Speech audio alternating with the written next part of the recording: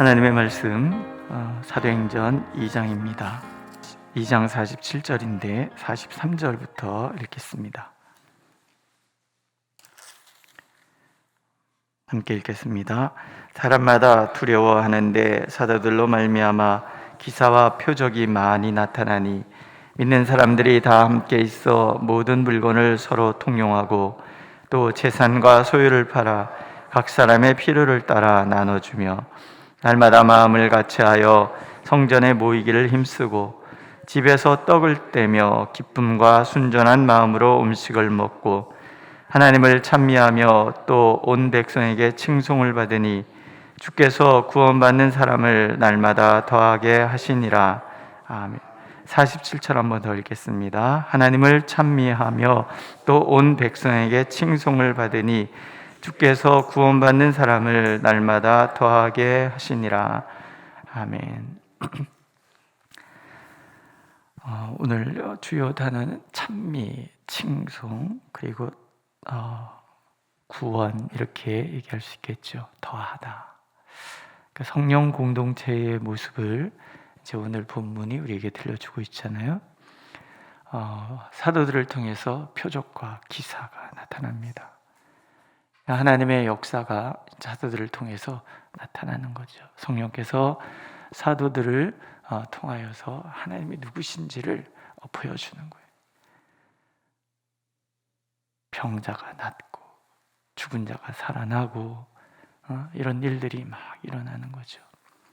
더 중요한 거는 그런 표적보다도 그 공동체가 어떤 모습을 띠고 있었는가 하는 거예요. 그러니까 이제 우리가 교회 그러면은 이상적으로 우리가 바라봐야 할, 또 우리가 추구해 가야 할 그런 교회의 모습이죠. 보면 성령의 강력한 역사하심 뿐만 아니라 그로 인해서 나타나는 현상, 함께 모이기를 패하는 자들이라는 얘기가 나오잖아요. 그 말세가 되면 안 모이려고 드는 사람들이 안 모이려고 드는데 모이기를 힘쓰고 또 모여서 함께 사랑을 나누잖아요. 부한 자도 없고 가난한 자도 없도록 서로 나누고 또 성전에 모여서 예배드리기를 힘쓰고 떡을 뗀다. 성찬 예식을 행하는 거죠. 떡을 떼고 또 교제를 하고. 그러니까 하나님의 사람들의 모습은 사랑이 가득한, 진짜 한 형제와 한 자매의 그런 모습으로서, 그냥 형제 자매가 아니죠. 우애 좋은 형제 자매의 모습을 그렇게 띠고 있는 거예요. 지체의식이 있어서 한 사람이 아프면 모든 공동체가 같이 아파하고 같이 문제를 고민하고 같이 그 문제를 해결하기 위해서 애를 쓰고 그러는 거죠. 그래서 오늘 말씀에 이르러서는 성령 공동체의 첫 번째 특징, 그 특징이 찬양하고 하나님을 찬양하는 공동체. 또 이제 이런 모든 모습을 외부에서 바라볼 때 참 저 사람들은 우리랑 달라라는 어떤 칭송받는 그런 공동체가 되는 거고, 그러니까 예수께서는 날마다 믿는 사람을 더하여서 놀라운 부흥의 역사가 일어나는 거죠. 이게 성령 공동체의 모습이라는, 교회의 이상적인 모습이죠. 우리가 오늘 우리 교회 안에 그런 역사를 하나님께 구하는 거예요. 하나님 이곳에 성령에 충만해서, 이 시대는 정말 하나님의 살아계심의 증거들이 좀 필요한 시대인 것 같아요. 이성은 발달했고 지식은 많지만 능력이 없어요. 우리 공동체 안에서 이런 놀라운 능력들을 경험해야지. 각 교회마다 예배당을 마련할 때 나타났던 어떤 놀라운 간증들이 있고, 우리 안에도 이제 그런 것들이 필요한 거예요.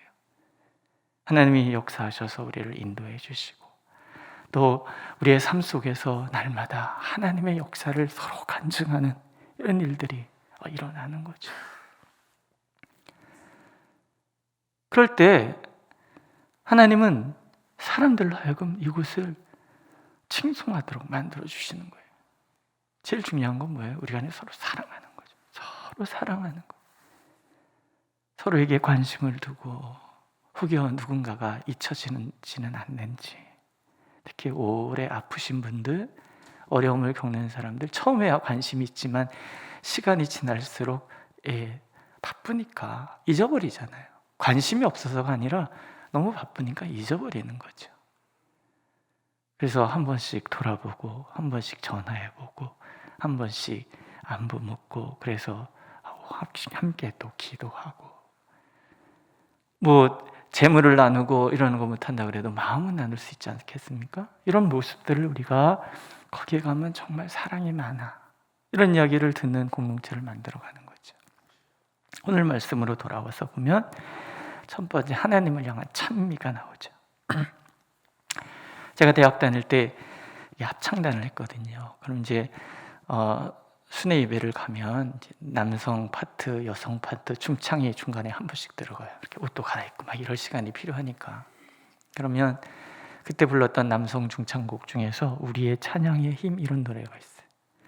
우리의 찬양의 힘, 사람을 구원하고 무거운 죄 지은 자들을 가볍게 해주며 고통을 받는 자에게 평안을 안겨주며. 가사가 그래요. 그때는 뭐 그냥 냅다 소리 지르는 게 좋아갖고 뭐 이렇게 불렀는데, 나중에 이 찬양의 가사를 읽으면서 참 그렇구나, 이런 생각이 들어요. 찬양이라는 것은 그런 힘이 있는 거예요. 사람을 구원하는 힘, 무거운 죄 지은 자들을 가볍게 해주시고 고통받는 자에게 평안을 안겨주고, 우리가 찬양 부르면서 나도 모르게 가슴이 뭉클하고 그런 일들이 그래서 일어나는 거잖아요. 지지난주에 말씀 전에 우리 함께 찬양합시다 해서 왜 나만 겪는 고난이냐고. 근데 그 주간에 참 얘기를 많이 들었어요. 목사님, 그 찬양 부르는데 얼마나 눈물이 나든지. 그러니까 우리의 삶 자체가 이렇게 비단길은 아니시라는 얘기죠. 찬양을 부르면서 우리 마음에 뭉클하고 그러고 사람이 바뀌는 거죠. 찬양을 통해서. 그렇잖아요? 각각 그럴 기회가 있으면 참 좋겠다는 생각을 하는데, 집집마다 제가 신방을 가면 꼭 여쭤봐요. 좋아하는 찬송이 뭐예요? 신앙의 경륜만큼 사연에 있는 찬양들이 많이 있죠. 굽이굽이 은혜 받은 찬양들이 많이 있잖아요. 그래서 한번 여쭤보는 거죠. 어떤 삶을 사셨는지 궁금하기도 하고, 이런 것들을 예배 시간에 간증하고 그 찬양을 함께 나누고 그런 시간을 가지면 참 좋겠다, 그런 생각이 있기는 있어요. 왜 찬양을 하나님은 기뻐하시는가?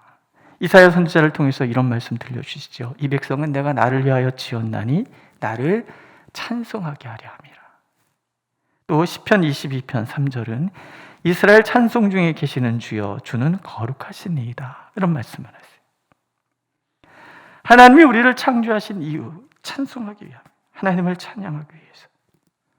하나님을 찬양하는 곳에는 하나님께서 그 찬양 가운데 임재하시는 거예요. 하나님께서 우리의 찬양 가운데 임재하셔서 내 찬양을 흠양하시니. 찬양은 그래서 어르신들이 많이 하잖아요. 곡조 있는 기도라. 그 기도를 들으시는 거예요. 하나님이 들으시고 하나님 임재하셔서 하나님이 들으시니 찬양에는 힘이 있는 거죠. 사람이 바꿔지는 거예요.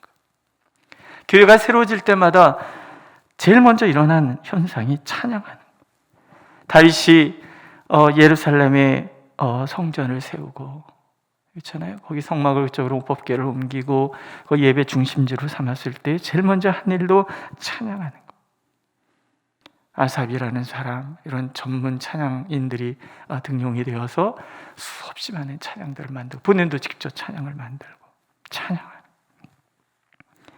히스기야 요시야 왕의 종교개혁 때도 찬양이 흥해지고, 포로기 이후 부흥의 시대에도 찬양이 회복돼요. 그 증거가 역대서예요. 역대서는 포로기 이후에 쓰여진 성경이에요. 거기엔 찬양이 너무 많아요. 그래서 역대서는 찬양의 책이다, 이렇게 얘기도 하기도 해요. 여호사밧 왕은 찬양의 힘으로 적군을 물리치기도 하고, 다윗의 찬양 소리에 악귀에 시달리던 사울의 병이 낫기도 하고, 종교개혁 시대, 대부흥의 시대는 언제나 찬양이, 우리 찬송줄 대부분이 대부흥 시대에 만들어진 그런 찬송들이잖아요. 찬양이 왕성해질 때 그곳이 성령이 충만한 곳이 되고, 성령이 충만한 곳에는 찬양이 더 왕성한 거예요. 그러니까 우리가 오늘 마스크 쓰고 있느라고 우리가 찬양도 제대로 못하지만요, 아무도 없을 때 찬양 많이 부르세요. 찬양을 많이 부르는 게 성령의 충만함의 지름길인 거죠. 하나님을 찬미하는 찬양의 역사. 두 번째는 모든 백성에게 칭송받는 거예요. 초대교회는 사람들에게 칭송받는 공동체였다라는 거죠. 그들의 사랑, 그들이 가지고 있는 이 능력, 무엇보다도 사람을 용납하는 것. 그렇잖아요? 정말 미운 사람이 왜 없습니까? 살아가면서 다 계시지 않습니까? 근데 그 사람들을 서로 용납하는 것, 이해하는 것, 다름이 틀렸다 하지 않고 다름을 그저 다르다고 용납하고 받아주면서 그럴 수도 있지. 우리가 받아주는 그런 공동체, 이런 모습들, 연약한 자들을 향한 구제와 봉사, 이런 모습들이 외부의 사람들의 눈에는 신비로운 거죠. 어찌 그럴 수 있는가? 그 모습에 사람들이 칭송을 하고요. 복음은 받아들이지 않았지만 행동에 대해서는 인정했다라는 거예요. 제가 교회사 책을 이렇게 이러저런 이야기들 읽다가 자주 말씀드리잖아요. 초대교회에는 특히 평양시대 같은 경우에는 주일이 되면은 상점이 문을 다 닫아서 교회를 다녀야 되니까. 그래서 평양은 동방의 예루살렘이라 할 정도로 전 그 도시민의 한 70%가 교회를 다녔다고 그래요. 평양이.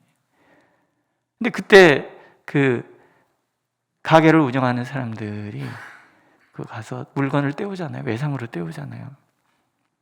보증 안 서도 나 예수 믿어. 그러면 다 줬대는 거예요. 예수 믿어 한마디에 돈도 빌려주고 물건도 그냥 외상으로 주고. 요즘은 제가 제일 많이 듣는 얘기는 예수 믿는 것들이 제일 깍쟁이요. 그런 얘기 많이 들어요. 시장에서 일하시는 분들, 아니 그 예수 믿는 것들이 그래 콩나물 하나도 그렇게 깎으려고 그래서 뭐 한대? 뭐 이런 얘기 많이 듣잖아요. 그래서 제가 전에 다니던 게 청년 때 그런 운동을 했어요. 과일점에 가서 주인이 주는 대로 받기.